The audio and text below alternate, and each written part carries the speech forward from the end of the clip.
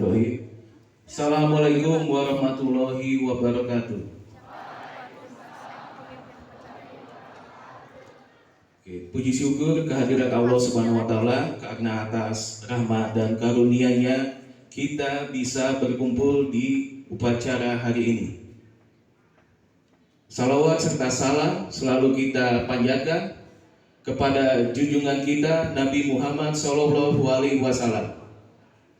Yang saya hormati Bapak Kepala Sekolah yang diwakili oleh Bapak Wakil Kepala Sekolah Bidang Kesiswaan, Pak Dedi, juga Bapak Ibu Guru sekalian beserta staf tata usaha, juga tentunya yang Bapak banggakan dan cintai siswa-siswi SMPN 56 kelas 8 dan 9. Pada kesempatan kali ini Bapak akan memberikan amanat yang berhubungan dengan hari-hari besar yang terjadi di bulan ini, atau lebih tepatnya dalam beberapa hari terakhir. Seperti kita ketahui bersama, kemarin kita baru saja memperingati peringatan kesaktian Pancasila. Dan hari ini anak-anak seperti yang kalian semua kenakan, kita memperingati Hari Batik Nasional. Adapun amanat yang akan Bapak sampaikan akan berhubungan dengan 2 poin itu. Baik, kita awali dengan yang pertama. Bapak yakin semua sudah pernah dengar beberapa poin-poin yang Bapak sampaikan. Oke, hari peringatan atau peringatan kesaktian Pancasila. Seperti yang kita ketahui bersama anak-anak, Pancasila adalah dasar negara kita. Pancasila telah lahir dari awal bangsa kita berdiri sampai dengan saat ini. Dan Pancasila anak-anak telah menjadi jawaban dari setiap keraguan yang ada, telah menjadi kompas dalam menentukan arah kehidupan berbangsa dan bernegara. Tidak hanya dalam konteks nasional, tapi juga konteks internasional.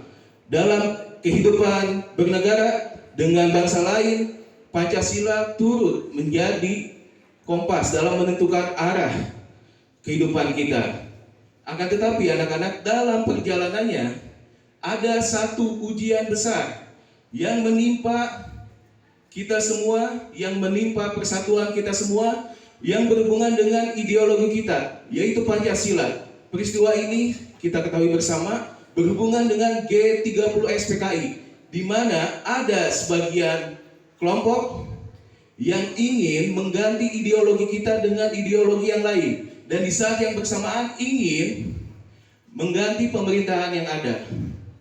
Akan tetapi anak-anak, walaupun ada ujian yang besar, Pancasila terbukti tetap kokoh, tegak berdiri, dan atas kuasa Tuhan Pancasila menunjukkan kesaktiannya dan tetap menjadi ideologi kita semua.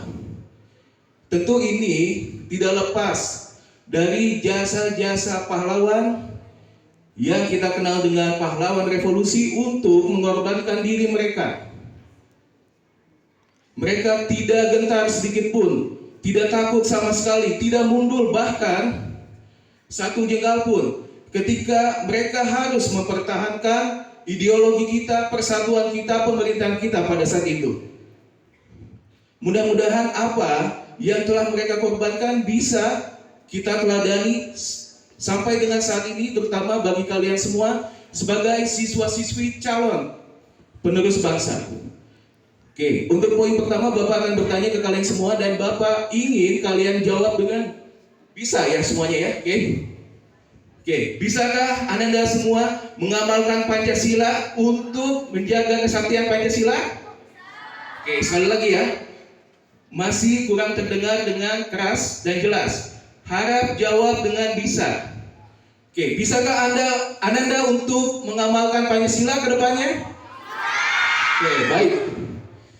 Oke, sangat senang mendengar jawaban dari Anda semua. Nampaknya tidak berlebihan untuk bilang masa depan bangsa kita dan ideologi di dalamnya akan tetap terus bisa dijaga kesaktiannya. Oke, selanjutnya anak-anak, poin kedua Bapak tidak akan sampaikan dengan terlalu lama mengenai Hari Batik Nasional. Seperti yang telah kalian ketahui bersama, baju batik yang Ananda semua kenakan pada kesempatan kali ini merupakan identitas bangsa kita. Identitas bangsa yang sudah secara turun-temurun digunakan oleh kita semua. Tidak hanya Ananda semua, bahkan dari zaman orang tua, kakek nenek, dan 1-2 generasi sebelumnya, batik telah menjadi bagian kita semua. Batik sudah menjadi ciri khas beberapa daerah, bahkan dalam beberapa kota, beberapa provinsi, lintas pulau, mereka rata-rata memiliki batiknya masing-masing. Yang membedakan yang satu dengan yang lain. Akan tetapi anak-anak dalam perjalanannya ada satu peristiwa besar yang mengklaim bahwa batik adalah bagian dari identitas bangsa lain. Hal ini tentu menimbulkan gejolak pada saat itu, di mana banyak elemen bangsa yang menolak, yang protes dengan keras bahkan terhadap klaim ini. Dan pada akhirnya semua elemen bangsa, di mana ada unsur pemerintahan di dalamnya, melakukan suatu langkah konkret meminta organisasi tertinggi dunia pada saat itu, PBB, melalui salah satu bidang di bawahnya, yaitu UNESCO, untuk mengakui batik sebagai bagian dari budaya kita. Dan ya, pada akhirnya batik setiap tanggal 2 Oktober karena berhubungan dengan tanggal itu diakui oleh UNESCO, bagian dari PBB, adalah bagian dari bangsa kita. Tentu Bapak sebagai pembina bangga sekali terhadap Ananda semua pada kesempatan ini sudah menggunakan batik yang merupakan budaya dari kita semua, tapi akan lebih baik tentunya kalau Ananda semua juga menerapkan hal-hal yang berhubungan dengan budaya kita dalam kehidupan sehari-hari, yaitu dalam perilaku kita semua. Oke, salah satunya adalah dengan bersikap santun, seperti yang merupakan bagian dari program sekolah kita semua. Oke, mungkin terakhir sebelum Bapak tutup dengan pertanyaan lagi, dan Bapak ingin Ananda semua menjawab dengan bisa. Oke, pertanyaannya adalah, bisakah Ananda semua menerapkan nilai-nilai dari budaya kita dalam kehidupan sehari-hari? Baik, terima kasih. Yang dari paduan suara cukup keras terdengar, senang sekali mendengarnya. Ya. Mungkin sekian yang Bapak sampaikan, mudah-mudahan amanat yang diberikan bisa bermanfaat buat kalian semua. Terakhir mungkin untuk petugas kelas 9C, sebagai wali kelas Bapak juga senang dengan kalian semua, bangga dengan effort atau upaya yang telah kalian berikan.